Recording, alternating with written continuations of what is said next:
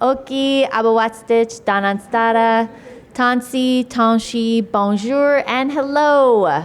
My Blackfoot name is Namshkai Inyima, capturing Thunderpipe, and my English name is Jennifer Thompson. I am the president here at Edami Dodatsiop, the Confluence Historic Site and Parkland. And welcome to day 2 of the Confluence Symposium, part of the Confluence's event series, 150 years later, reflecting on Fort Calgary's legacy. Before I start, I have had a lot of questions about my earrings. Yes, they are bus passes from last year. No, I did not make them. I bought them from the Pansy Club. So Google that. They're a local organization that does markets and all kinds of things supporting queer and trans rights. So I'd like to thank today the Government of Canada, the Government of Alberta. Why, you ask? Because they gave us money to do this. Calgary Arts Development, the Alberta Museums Association, the Hilton Garden in downtown Calgary, and especially the City of Calgary for their generosity in supporting this event series. And as you can see from this shirt and my whistle, if you haven't been here before, I will be your MC and your referee for this morning. At the start of 2025, we launched a monthly event series called Hot Dogs and Hot Takes on History. The idea was to invite experts to talk about different facets of local history while the audience enjoyed hot dogs. Since it's become one of our most successful public programs of this year, we had to make it part of the symposium.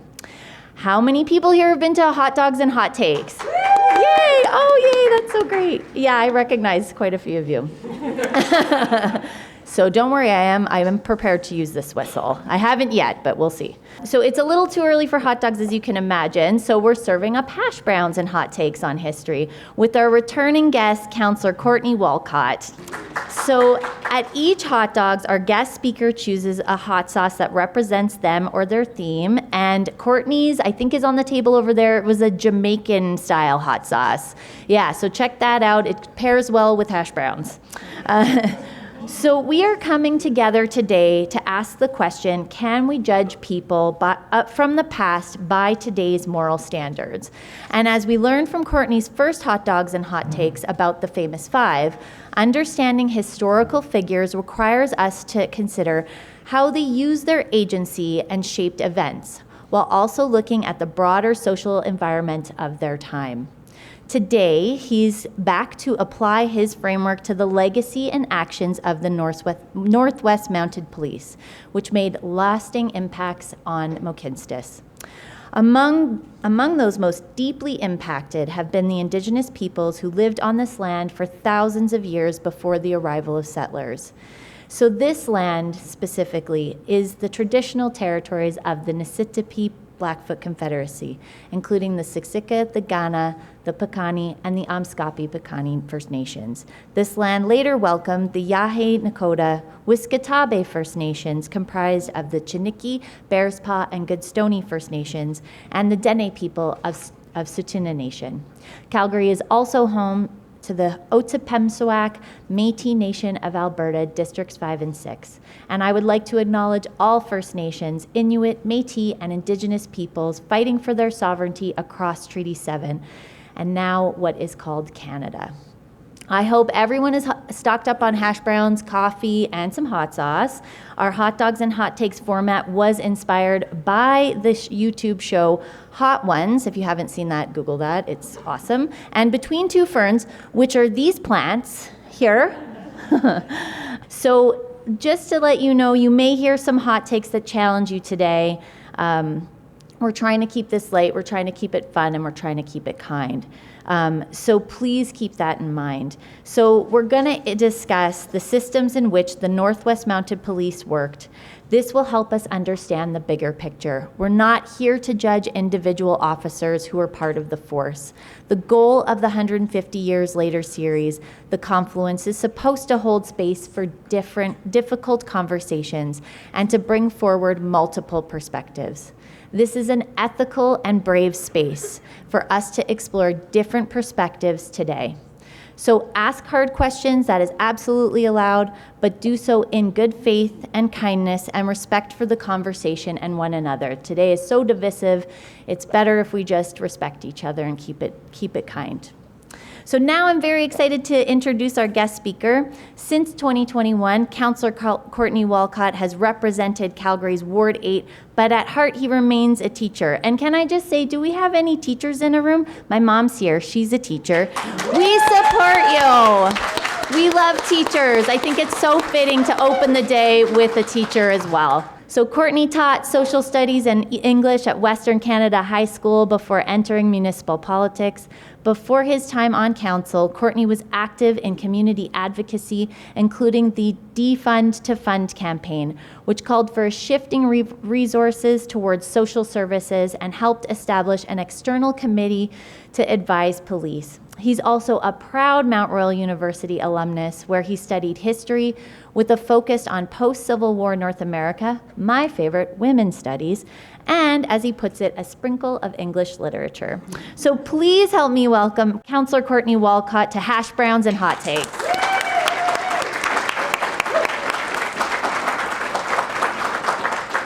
First off, thank you all for being here. The question is a trap. As you probably assumed, the initial presentation here is actually a little different because the question, it's a trap. Can you judge the Northwest Mounted Police by today's moral standards? The answer to that question is always yes and always no. So that concept of it depends, which is the most frustrating academic answer because it's like, oh, can you? It depends. I would like to talk to you about how to navigate the it depends space. Last time I was here, I did something a little different because my answer to the question was yes. It was not it depends.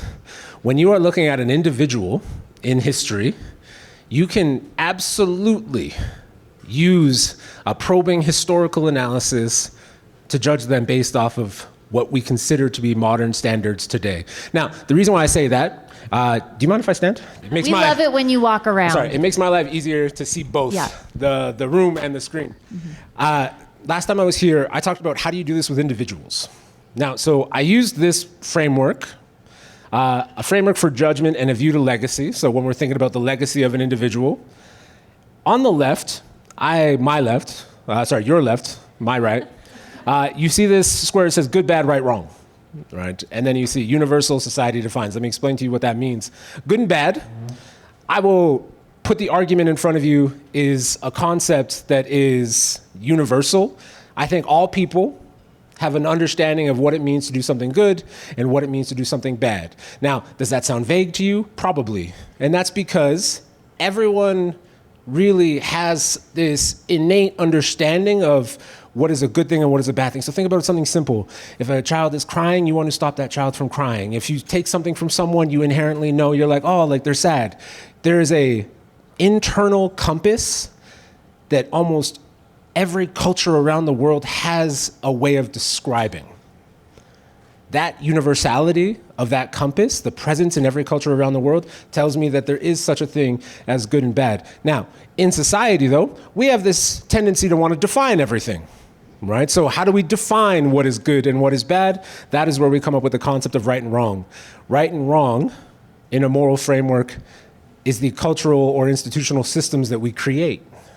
The law, right? What are the rules of a classroom? What are the rules of today? Having you sit in this particular structure, we're telling you a way to do something based off of what we think is good or bad. So you have this kind of like cursed analysis where good and bad is universal, but it's also impossible to define because it's a feeling. And you have right and wrong, society's efforts to define those things.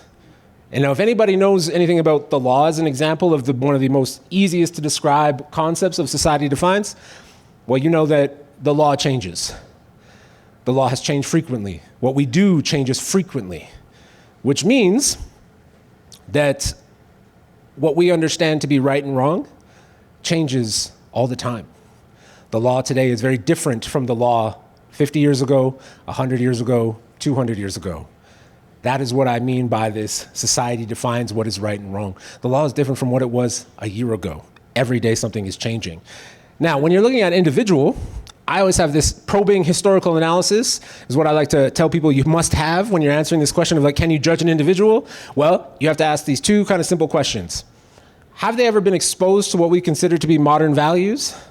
I would argue they're not modern values, they're what we like to consider socially accepted values. What I mean by that is nothing else than whatever we think is the norm in society, well, that's what we consider to be socially accepted, the norm. But the reality, for most things, is that in every single generation, there has probably been someone somewhere telling you that whatever we consider to be normal is wrong, is problematic. Someone has told you that doing this is wrong, but maybe the law told you it was right. Maybe the law told you it was good. Maybe the law told you it was the right thing to do. These types of concepts are there. Why that's important is because it raises the question of agency in decision making. If I ask you to do something that the law says is legal, but you feel that it's bad, that is, it does, okay. So what if I ask you to do something that the law says is legal, the law says is right, that you feel is bad, and you have been exposed to arguments and information to tell you that it's bad? What agency do you have in the decision you make? These are questions that must be analyzed deeply. These are questions that you have to do historical research to find out when you're critiquing an individual. These are questions that need answers to be able to go through this framework. That's why I have a slightly different take at the bottom here. When you are looking to critique an individual in history, you must remember something simple, is that they are not defined by one choice, whether that be a good choice or a bad choice, but by the cumulative impact of a life full of choices. At the end of their time in this space, what is their legacy in cumulative of all their choices? I went through this exercise with the Famous Five, because obviously we know the Famous Five very well in Calgary. We have a monument to them. It's mirrored in Ottawa. And one of the greatest challenges of the Famous Five is about myth making, is that one action, which is the person's case, came to define their entire story, and that goes against my framework. Right? One action, one choice cannot define an entire story. So I experimented with some research to help people have a better understanding of how some of the five women participated in what is called the Sterilization Act, developed it, advocated for it over a decade, and inadvertently participated in one significant aspect of active genocide. I know that's a strong word, but I don't mean that from the sense of, actually, I'll be more specific here. When you're looking at the definition of genocide, it does not require success. It does not require that you have achieved the goal of an eradication of a culture or a people. It does not require that. The definition of genocide is all about the attempt. Success is a separate marker. So I use that phrase because the idea of eliminating and the concept of killing the Indian and the child took many forms. And this was just one of those forms in a complex system that these women are not personally responsible for the entire system, but actively responsible for the Sterilization Act. Now, I want to shift the perspective though, because when you're talking about an institution, like the Northwest Mounted Police, you are not having the same conversation. We are not talking about an individual, we are talking about an institution, which means you go through the same framework of good and bad, right and wrong. We know the law. The law determines what's good for that institution, what is right for that institution. Society gets to decide those rules. And then as individuals, we might have our own scruples around what is good or bad.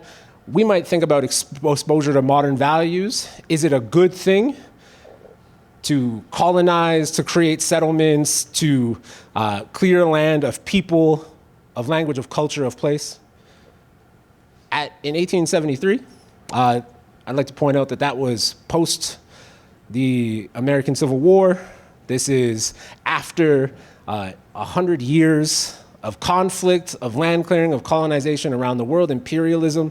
And so there is a good understanding that land clearing is challenging, but it was still part of the Canadian culture. So I have a slightly different definition when we're thinking about institutions for you to think about. An institution's legacy is not defined by the people within it, but it is defined by the values with which it was established. Why did we establish this institution? And by the way the public, you, wield that institution. So think of institutions like tools.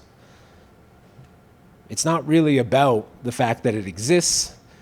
The question is, how do you wield the institution as a member of the public? That is what voting is.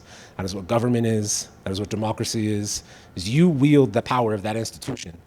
Legacy becomes myth when those with the power to tell stories choose which stories to tell and which to excuse. So when we're telling the stories of our institutions, what parts of it do we want to memorialize? And what parts of it do we want you to pretend didn't happen so that we could focus on the myth? I want you to think about some key concepts because these are really important for this conversation today. The nation, state, and the sovereign state. The nation as a concept, really important. It's just a social organization. It's nothing special. There are nations around the world, right, that are not recognized. You don't have to be a country to be a nation, but you could be. You don't have to be a city to be a nation. You don't have to be an indigenous group. Instead, you just have to have some shared concepts. You have to have a collective identity based off of language, history, ethnicity, culture, territory, or society. That is why Quebec is considered by the federal government to be a nation within a nation. Because there's a shared history, language, culture, and ethnicity, but that doesn't make them a state. Right? So they are a nation because they have that shared history. We have a shared history. If you love the Flames, you have a shared, that's why they call it Flames Nation, right? But more importantly, that's why they call it First Nations. Because you do not have to be recognized by an international body. You don't have to be recognized by the UN or your fellow nations around you. You don't have to be recognized to share something, to share language, to share culture, to share history, to share ethnicity. This is a map that has one significant flaw. It's that it's the border of Canada that's not recognized when we're talking about the concept of nations. In particular, if you go down here, this is us. The Niitsitapi, Blackfoot people on the Treaty 7 land, that's us, but Niitsitapi crosses the border into America, right? So the concept of borders is irrelevant to the concept of nation. It's about shared people. Now, a state, on the other hand, is very different. A state is a political body. So you've given your power to something. That's what a political body is, when the people give their power to an organization to have some sense of control. A state is a political body that maintains a monopoly on the legitimate use of violence. That is a sociological definition from Max Weber, but I want you to think about what that means. Please. That's from the dictionary? That is Max Weber, and if you were to Google it right now, you will find that attached to almost every definition of state. Yeah. That's crazy. Thank you. The reason why that's so important for you is because when you're thinking about the state, you have to actually ask yourself, how much power have you given to the state? This is gonna sound conspiracy theory for a second. I want to just like temper this really quickly. It's gonna sound conspiracy theory. It's not, but I do want you to think about this. How much power have you given to a political body to commit violence against you? Right? Then that is the question of the hour, because that's gonna be one of the things we talk about. Perfect. I want you to think about who has the right to take away your children. Oh, sorry. It was the question was like, what can the state take away from you? I apologize. Who has the power to take away your children? The state does, and they decide. Who has the power to kill you? The state does. Who have you given the power to defend you in international conflicts? The state does. You've actually given away a significant amount of power to the state, and when we authorize it, we make it legitimate, that's what creates that concept. And now sovereignty is when you combine that with a nation and a state, and you create a sovereign state that is the highest authority over a territory, over a land. That is the one you've given the most power to. Canada has some complex history with sovereignty.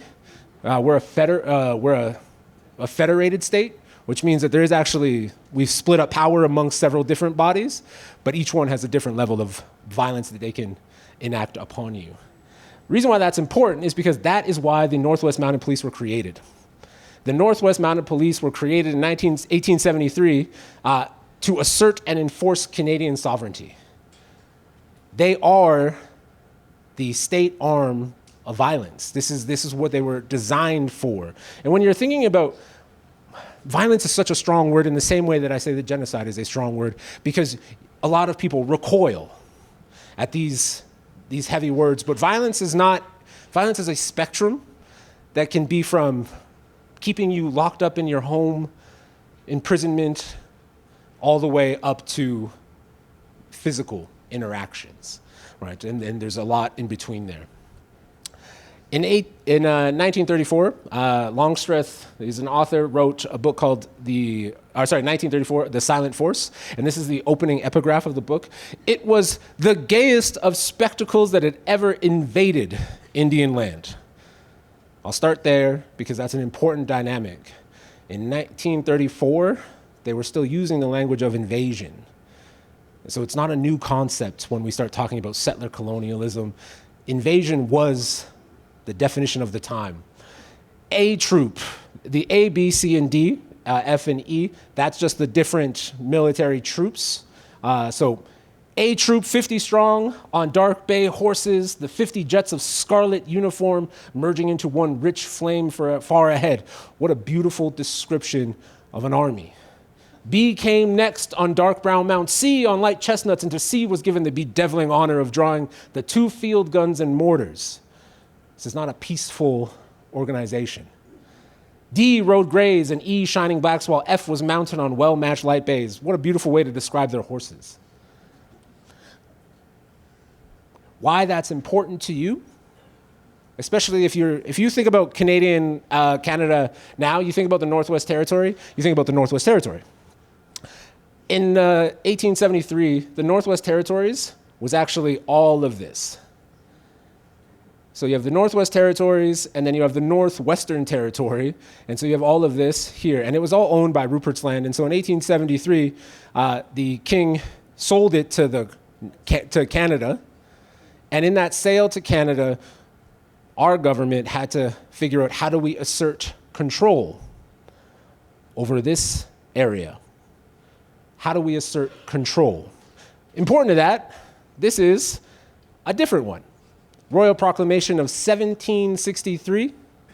This line here, it's a really interesting line. This is King George III, if my memory serves. He drew that line on a map because he was really tired of those damn colonists in America. They kept wanting to expand. They were tired of taxes. There was a lot of conflict between the king and America. So the Royal Proclamation defined that everything to the west of this line is Indigenous land. Everything to the west of this line is sovereign land for Indigenous people. That is a doctrine from the king. That's significant because that means that all of this, since 1763, legal title is to Indigenous nations. When you are thinking about that, that's what the Northwest Mounted Police were trying to negotiate. Somehow, the Northwest Mounted Police, as the paramilitary force of the federal government, they had to travel west, and they were not only were they supported in the sense that they were helping to destroy the whiskey trade that was bleeding up from America, that was having devastating impacts on First Nations communities, that started to bring a little bit of goodwill between the Northwest Mounted Police and the public. That goodwill was shaped by these 6 principles, which are the Indigenous teachings that helped inform the signing of the treaties, because after that goodwill, the RCMP, the federal government, and many of the nations signed these treaties in an act of good faith about joining together, joint settlement, shared spaces, and reciprocity. But that did not last. As you note the timelines, right? You have Treaty 1, 2, 3, 4, 5, 6, and 7, all in a very short timeline. The other treaties that took longer to sign, they were challenged by a better understanding of what the federal government meant when they started to move west. And as they started to come with a better understanding of what it means to be a paramilitary force as your prime negotiator, all of a sudden the Northwest Mounted Police used much stronger methods to get people to sign the treaties, such as starvation, physical violence, war, and of course, death. As you look at this concept, you start to understand that this is what started the treaties: a shared space of sacredness and respect, permission, mutual benefit, oral traditions and understanding, living documents, not concrete, one time you sign it and you walk away, and balance and harmony. This is the principles that were supposed to underpin the early treaties. When the understanding of what that relationship started to actually look like, once settlement started to grow, this is a painting by Kent Monkman. It's from 2017. It's called The Scream. It is a depiction of state violence against Indigenous people. Now, when you're starting to think about this shifting change, I need you to start thinking about asking the question of why. You know, we started this with how do you critique or how do you judge? How do you think about this organization? How do you judge? Can you put them to your present moral standards? And to some degree, I want to share with you the answer is no. And I'll tell you why. Right here is the oath of office of the Northwest Mounted Police. Now, this doesn't mean you can't judge individual officers that go beyond a certain thing. We're not having that conversation, but the institution, this is the oath of office, and I want to read it to you because it's, I solemnly swear that I will faithfully, diligently, and impartially execute and perform the duties required of me as a member of the Northwest Mounted Police Force, and will well and truly obey and perform all lawful orders, sorry, thank you. Your eyes are better than mine from down there. Orders and instructions which I shall receive as such without fear, favor, or affection of or towards any person or party whomsoever, so help me God. The oath of the Northwest Mounted Police was to disassociate yourself from the orders with which you were given. You had to disassociate yourself and understand that you are a tool, an institution of the state, and the state is a political organization. Therefore, what the state asks you to do is in effect what you, as citizens, asked me to do. What the king asked me to do. That disassociation, it runs deep. And so the big question everyone always asks is like, why do people do this? Why would people make this choice? I want you to consider what it means that on day one of a job, you had to disassociate yourself from whatever you believe and act in accordance with whatever you were told, what you were ordered to do. Now, here's some examples of what they were ordered to do. Food rationing. Truancy. They were eventually used as truant officers who had to go get kids that escaped or chose not to come to residential schools. The 60s scoop, right? Welfare, child welfare checks. When they started to assume that people were not in good care, they would take children in the 60s and put them into foster care. This practice, while it has a catchy name in the 60s, is still going. Which means, and this is the important part, if you find yourself shrinking underneath the description of a system taking children away from families under discriminatory practices, I'd like to remind you that those are the orders of the state, which is you. Surveillance, land dispossession, still happening. If you've ever been to Siksika and you've seen the treaty maps, you'll see how the treaty maps, Siksika was one of my favorite exhibits, continue to shrink over the course of time. It was once this huge piece of land, and that large piece of land, upon the discovery of oil, was very uncomfortable for the federal government. And so they continued to shrink and shrink and shrink the reserve until now it is disjointed into, I believe, 5 separate geographic areas that are not even all connected. It's not just one connected area, it's multiple different ones. This is a story that has happened across many treaties, across many reserves. Starlight cultural dislocation. Starlight Tours, if you don't know what this is. Starlight Tours was actually an early direction that got a catchy name. Early direction is that if you're an RCMP officer in the modern day and you found yourself experiencing Indigenous people who were suffering from addictions or alcoholism, instead of putting them in the drunk tank, you can drive them back out to the reserve. Except that many urban Indigenous people didn't live on reserve. They've been dispossessed from the reserve. So when an officer in a small town would find someone and they drive them back out to where the reserve is, that person would quite often struggle to find their way back to their home, which was actually where they were taken from in the town itself. And it resulted sometimes in death, in extreme physical challenges, health risks, limbs were lost, people disappeared. We don't know actually all of the impacts of this kind of concept. But the idea was to bring them back to the reserve. But once you've been displaced from your reserve, you're an urban Indigenous person. That is a deadly proposition sometimes. Executions, right? That's what we see with the Red River Rebellion, right? Family separations, involuntary treatment, that's actually what we look at with sterilization, lethal use of force. These officers for the last 100 years had to do all of these things, and it's not an extensive list, through the concept of disassociation. The state told me to, and I made an oath to do it. So when I look at this, in particular, it actually creates a separate challenge. You see, I can study the actions of any individual officer, and you'll hear this often. A modern example is you'll hear about police shootings of unarmed people, right? Well, the reality is that 95% of officers have never had to pull the trigger. Maybe it's a higher percentage. So you hear some of these violent stories, but they're not universal. So the exercise of critiquing an individual is very different than an institution. An institution is all about the values that underpin it. So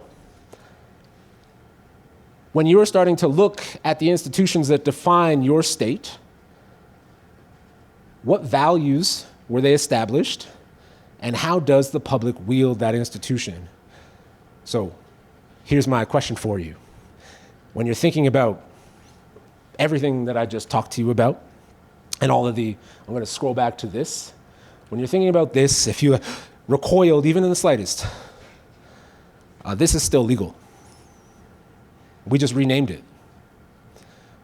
We did a lot of exercises in renaming over the last 150 years, but this is entirely a part of our system today. Currently, we're debating a new one at the provincial level, the involuntary treatment, an extension of the Child on Drug Act. I can't remember the specific name. It's kind of absurd like that, where we have been taking children who are suffering from addictions into forced treatment. We already have these institutions set up. We have foster care. We have documented records of hospitals discriminating against Indigenous women at birth about their quality to raise the children that they're about to have. We see these systems grow so often. They're still a part of our systems every single day. And one thing that I often tell people and that I hear the most is actually this very simple one. When people will say, well, what do you want us to do? You want us to not call the police? And actually, I don't have an answer, because that's the point, is that this institution is still integral to our society, and it is voted for, and it is designed into our values every single day. So how you think about it, how you feel about it, when you reflect on it, not to give anybody a free pass, but to tell you that anytime you're looking at critiquing an institution of the past that still exists today, you're actually critiquing yourself as a participant in the state that you have given your power over, and then that state is just simply taking actions on your behalf. I believe that that is actually why there is such a high level of conflict in this discussion, is because on one hand, you want to look to the past and you want to be critical and you want to have agency, but the reality is that if these institutions are still happening today and we are still a part of the system that is propagating them, well, that is the power that we gave away. Which means I have a hard time sometimes judging an institution when it is just simply doing the will of the people. I'd rather actually have questions for the people. Well, now, the last thing I'll bring to you is one of my favorite subjects that is a very, very top conversation. It is even the place that we're in. So Fort Calgary was once Fort Brisbois for a year. That's because the founding Northwest Mounted Police officer that got here first named it after himself, right? And within a year, it was renamed. Colonel James McLeod, I believe, Colonel James McLeod got here. Calgary I hear mixed messages. I would look to the historians in the room for this one particular. Calgary was a town or a place that was visited by Colonel McLeod, or it was his hometown. I can't remember which one. I apologize. This is summer. His summer home. Loved his summer home. Scotland. In Scotland, named it after his summer home in Fort Calgary. By 1914, this place was defunct. Right, so when we think about the history of this land, we're actually only talking about 42 years. 42 total years where it was actually Fort Calgary. And in those 42 years, it was only Fort Calgary as you know it with the Northwest Mounted Police for about a decade before it switched to a hospital, to a prison, to a mess hall for the officers of the area. It wasn't what you would traditionally think to be as that fort that you would hear about, Fort Edmonton, Fort McLeod, Fort Whoop-Up even. It was sold to the railway, demolished, and then in 1975, the city of Calgary bought it back. Now in 1925, it's not here, but 1925 it was identified as a historical landmark. But in 1975, that's naturally when we bought it back. And in that process, we started to do some archaeological digs. We wanted to see where the fort was. And so they dug down into the ground and they found the old posts of Fort Calgary as it was originally designed, the foundation posts. And why that's useful to you to know is one is that as soon as they uncovered them, they started to disintegrate once they contacted air. So they just kind of disappeared. And so they tried to bury it as fast as possible. It didn't work. So the original foundations just disintegrated in front of their eyes in 1975. Through that archaeological dig, though, that's when they actually found a significant amount of our Indigenous artifacts just below the posts. So just a little bit further down. In 1995, for those of you who have a wonderful memory of the 90s, we're not going to talk about age. We don't want to deal with that. I'll make the joke that I don't remember much of the 90s.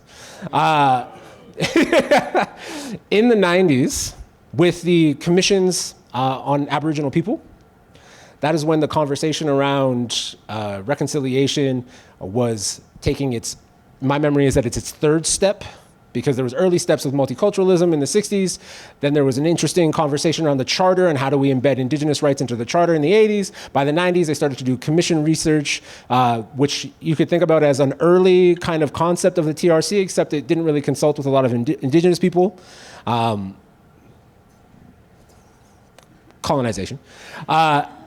But at the time, they started to really reflect on the history, and Fort Calgary went from being a celebration of its history as the Northwest Mounted Police in this location to a broader history of the city. That expansion was a recognition of the fact that the city built up around this, so this became a Calgary museum. No longer was it simply just a museum for the Northwest Mounted Police. Then in 2024, this is why I think I mentioned the dig in 1975. We started to expand the history of the land in 1995 in this museum, and then all of a sudden in 2024, under the leadership of Jen Thompson, they expanded our understanding of the land beyond 1875. They said, we found these artifacts just beneath the posts. So what is the confluence to Calgary, and what has it been for time in memoriam that is much older than the short 10 years that it was actually purely a Northwest Mounted Police post before it was demolished to be a part of a railway. And this is not, of course, your original building, right? So that is all for me. I'm open to do questions, so thank you so much. Thank you, Courtney. Thank you so much. I have so many questions, but we're going to open it up. So there will be some folks with microphones walking around. So just raise your hand and I'll try to direct you, kind of like an auctioneer, if you want to ask a question. Anybody? Oh, we have one in the front here. I may have missed it, but I'm still a little curious if you can expand at least on the answer to your question at the very beginning. Absolutely. The trap. Let me just circle back to it. The trap. Can we judge the Northwest Mounted Police by today's moral standards? What it depends on is simple. Are the things that we would critique them for still legal? So just show of hands. Do you think that the answer is yes? That the things that we would historically critique them for are still legal? I think they are. Now, the reason why I ask that is because when I go to this, when I ask if they're legal, that means that society has defined that the actions that they took, maybe under a slightly different name, as an institution, not as individual officers, are still considered right.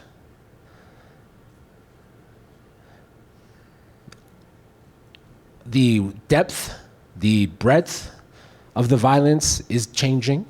Absolutely, it's changing. There's regulations, there's healthcare considerations.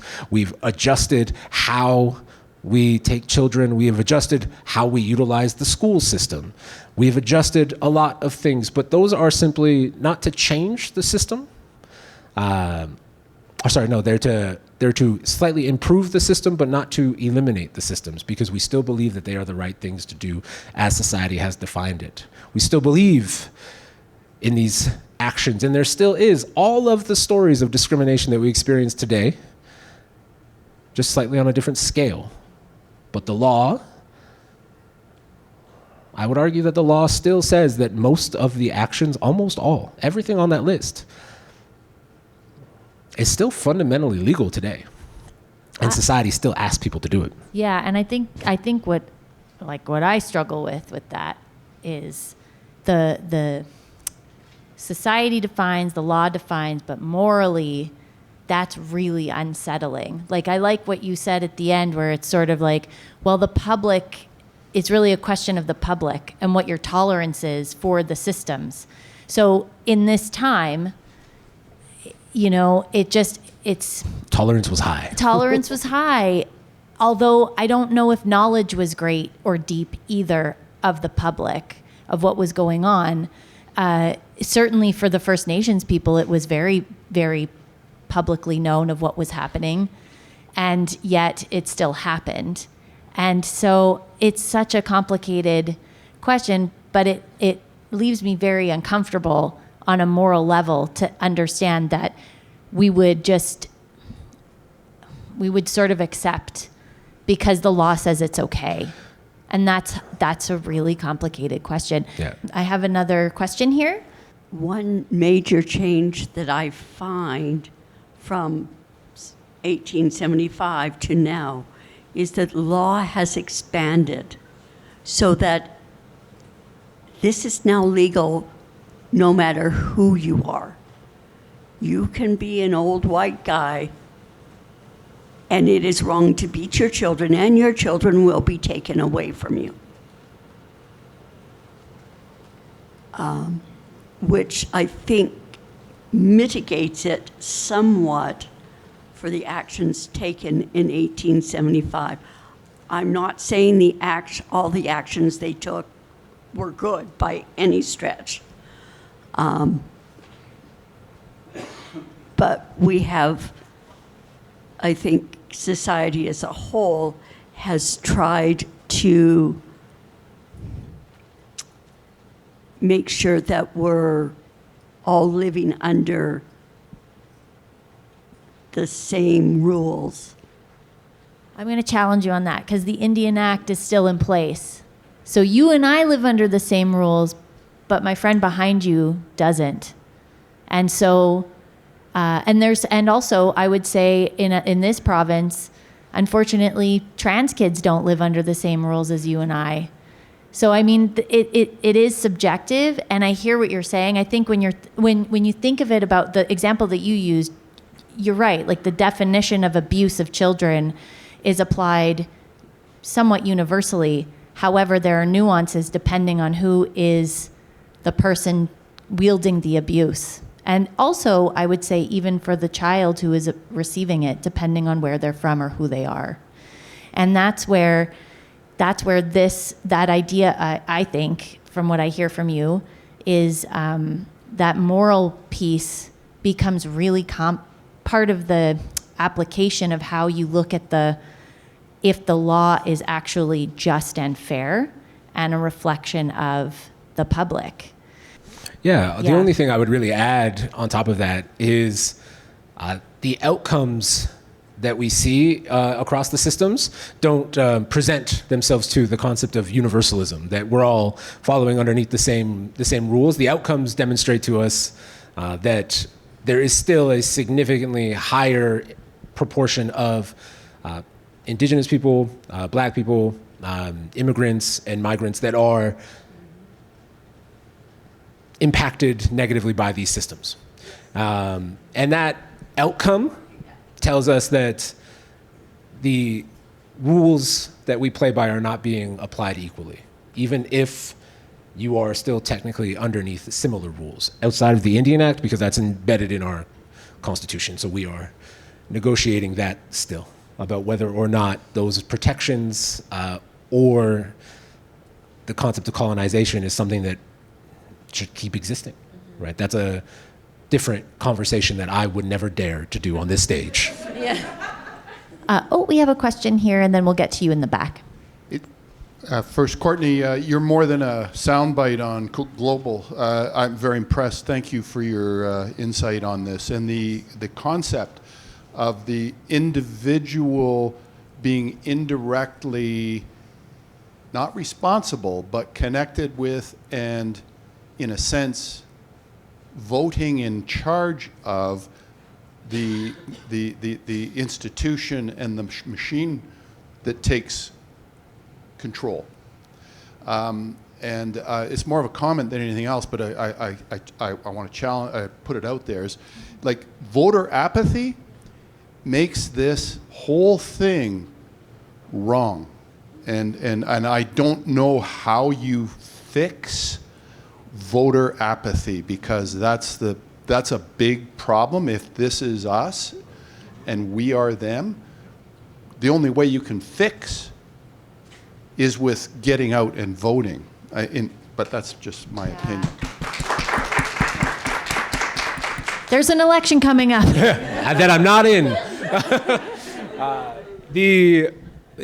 So I completely agree. And it's something that, just putting my teacher hat on, it's actually something I used to have conversations with my students about the most, is apathy is a choice when it comes to these types of systems. Your participation is a choice unless, of course, you've been disenfranchised. And what degree have you been disenfranchised, right? So that's a whole separate conversation. Again, not for here. But if you have full enfranchisement, if you have the ability to vote, and you are apathetic because you just don't like the way the world is going, but you're not willing to step out and put your name on a ballot, let alone put your vote on a ballot, what it means is that intrinsically it's a problem, but it's not big enough of a problem for you.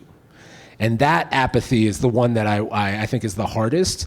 And it's why when you look at the demographics of voters in particular, with age, with race, with socioeconomic status, you actually start to see the people who are most often to vote are often the ones where the system is benefiting. And the people who are most often not to vote are the people who the system has a history of disenfranchisement, that has translated into sometimes a learned helplessness, right? To the point about equality, everyone can vote, ish. So an addendum on that. I'm on a mission to learn. The only way I can get through reconciliation is knowledge. You can't have any reconciliation without knowledge. So I'm trying to learn. I don't understand. I'm ignorant of understanding the general philosophy of First Nations folks to not vote, because I didn't mean it in the first one, but I think voter turnout is, but help educate me on this. Okay, well, wait. We have some First Nations people here who I see someone with their hand up. I know we have a question back here, too. I haven't forgotten about you. Is it okay if we do this and then we'll get... Okay, go ahead. Go, Paula. That is a extremely good question, why we don't vote. We're not white. Why we don't participate, we're not white. Why we don't involve ourselves, we're not white. Why our blood memory disposes and dispenses of all of the colonial, colloquial assimilation. We dispense it. What's the word? What's that English word? Where we, repel. We're repelled by what's happening to this land. And we don't get to say that often. We don't get to say that at all.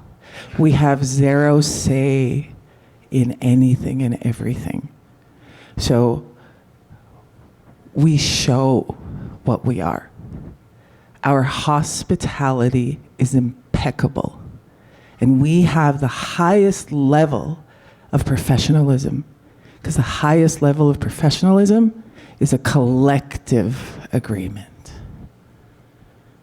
Life is about life and living, not about continuing this. And that's what we're hoping. Thank you, Courtney. Every time I see you, I want to cry and hug you and put you in my pocket and bring you home and to the res and say, hey guys, look at this guy. We knew that there's going to be somebody else saying what you're saying. And the questions as to why we're not assimilated yet, why we haven't kept up to the whiteism yet, to Eurocentrism, to westernization yet, is because we're not white and we'll never be white. That's all I can think in terms of layman in English, because English ruins everything. You can lie, you can cheat, you can steal, you can manipulate. And the latest word I found, I just learned it from my millennial daughters, is gaslighting. You can gaslight in English. In our languages, it's 100% truth because we come from our hearts. And I'm going to say it here. Here's a hot take. You can argue with my ancestors after we leave this world, but the way they described the newcomers, you often see natives just kind of staring, hey? It's because we're looking. And the way that they described the newcomers and the way they were being, and the way that they're acting, and all colonial and whatever it is that they are for thousands of years.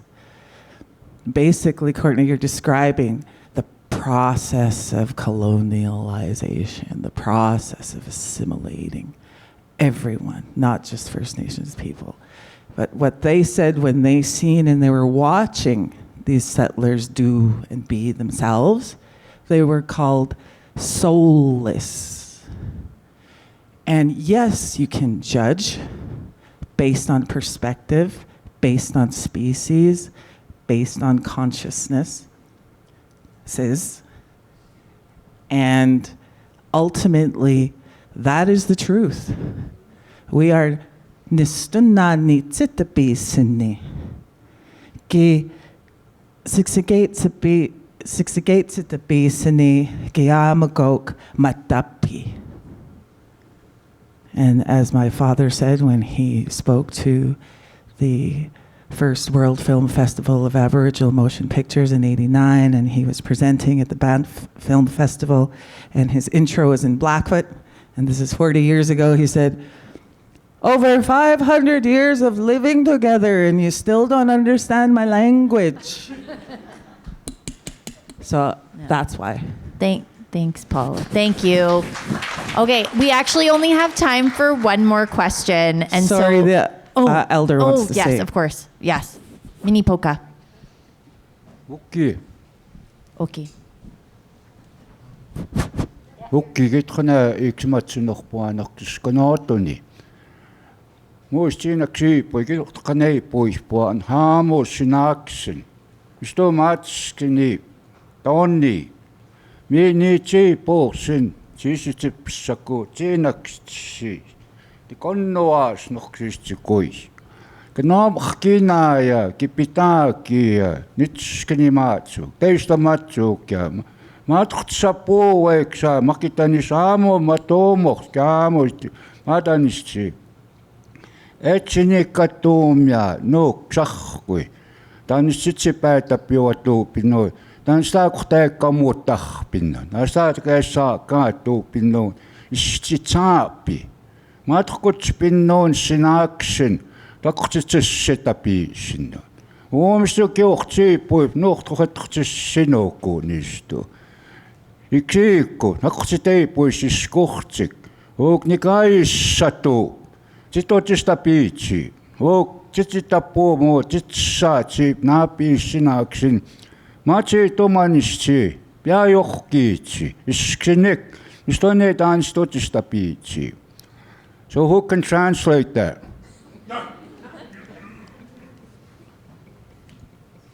Well, I went to a residential school too. I was forced to speak English. Got punished for it.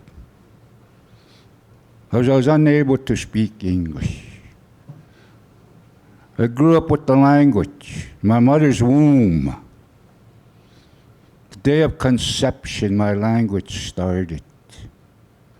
And it's still going today. I didn't lose it. They did their best.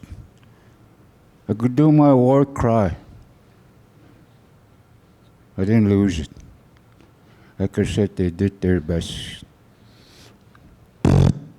Unsuccessful.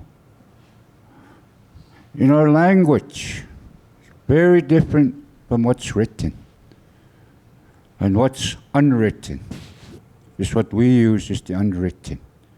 Stories that happened long ago, passed on from generation to generation. I was very fortunate that I was able to hear them. I started hearing them in the 50s, 60s, 70s, 80s, 90s. They started dying off, those old people. Some of them lived over 100 winters, not 365 days. Seasons is what we call winters. If you're born in the fall, you're a fall child. If you're born in the winter, you're a winter child.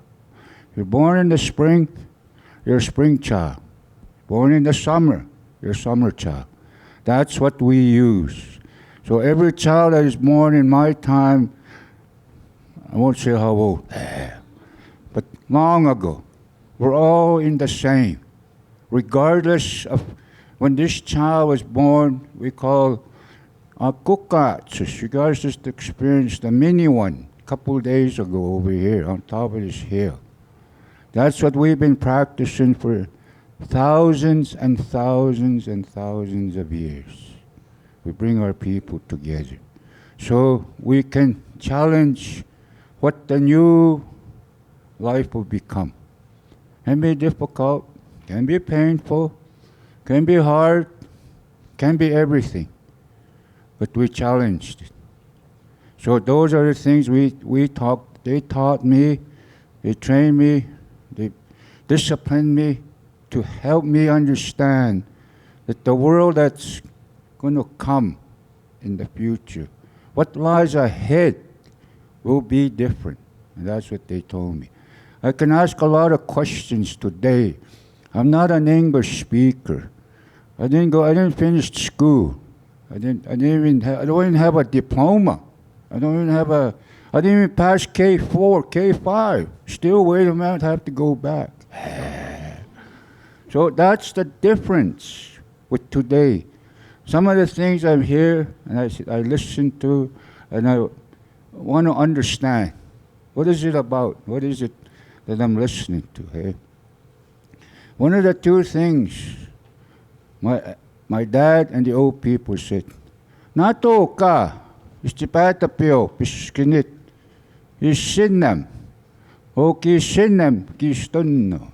He said, we believe the Creator only wrote one on a stone tablet, I think they called, hey? 2, we draw on the stone. They tell stories. They tell their challenges of what they had to challenge every day. So those stories, those two written or drawn on stones, they still exist today. We still live by them. Eh? So one question that I'm always concerned about is, what is the true principle of trust? Only when it's convenient or only when it's inconvenient? Trust. My ancestors still have it today. Passed on from generation to generation. Or are we only treated unfairly when it's convenient or when it's convenient? I tell that to my little children, my grandchildren, and they look at me. Huh? Thank you. Okay, we'll get the last question in the back here, and then we're going to wrap up. Hello. This has been a great conversation. I'm wondering about how do we account for the agency of individual officers within the context of an overall institution that you've explained, I think, very well, to which they have, could say, pledged allegiance or pledged an oath. And I wonder, because I know at least with the American military, there are some provisions for disobeying an order if the order is judged to be unlawful or immoral. And so to me, that opens up another set of questions about what individuals could or should have done. And we do know that outside of the Northwest Mounted Police, individuals within other institutions like residential schools, there were those occasional truth tellers, right? Like we can think of Peter Bryce, for example, who sounded the alarm on tuberculosis, even though he may not have sworn an oath to the Department of Indian Affairs, but he certainly, he was in their employ. So yeah, just some things I'm thinking about as an educator myself, and thinking that that's a question I could get. Yeah. Thank you. Thank you for bringing up Peter Bryce, in particular the Bryce Report. That's a really interesting one. Does anyone, just show of hands, who knows what the Bryce Report is? Oh, yes, I love it. For those of you that do not only did it sound the alarm on tuberculosis, but it was buried for about 14 years by the federal government. So it was a report written in 1907, if my memory serves. Eyeballs, shaking heads. Okay, cool. And it wasn't actually published until Bryce wrote a book in 1921. And so this report was given to the federal government. It described to the federal government the depth of violence and death that students were experiencing in unhealthy conditions to consumption and tuberculosis in residential schools. Yeah, so he's a doctor. He wrote it, gave it to the federal government, said, I don't know if you know what the conditions are like. Now you do. And the federal government, that report disappeared until he published it himself in his own book. That might not be a perfect story because it's been a while since I've read that details. So if there are factual inaccuracies in there, please do forgive me and give me a little bit of grace off the top of my dome. It's been a while thinking about it. But the reason why that's important is because I want you to think about the Hippocratic Oath. The Hippocratic Oath is not an oath to the state.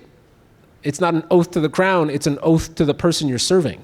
It's an oath in the other direction. So it's not an oath up, it's an oath down, is that I cannot do no harm, I can do no harm to you when I'm in power of you. That is a very different relationship that people have. And so the reason why that's just important to say is because the agency and the responsibility that you take in a situation, it does come down to your position. So it's different for a doctor than an officer, admittedly, within those institutions, because you're asked to take an oath to something else.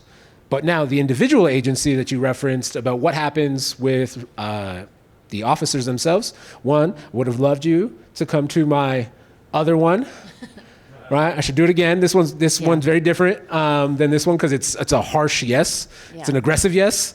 This one is it depends. The word that you used that I think is significant was unlawful order. Is that you, as an individual within the system, if you are given an unlawful order, it is your responsibility, society defined, to defy an unlawful order. Now, of course, power dynamics come into play. Yeah. Right? And we know this historically. Power dynamics come into play when your superior gives you an order. Well, lawful or not lawful, most people just do it. Right? That's the power dynamic, and that's a sociology. But if it is unlawful, there's a reason why many people end up court-martialed for disobeying orders, but then absolved throughout history. And then there's many that go the other direction, who end up gleefully following orders that they know to be unlawful simply because they believe in the person giving those orders. That challenge is different, and it requires an analysis of every single individual that you're referencing. It's very different when you're talking about an institution, but that analysis is key for those individuals. Thank you. Thank you so much, Courtney. Thank you to the audience.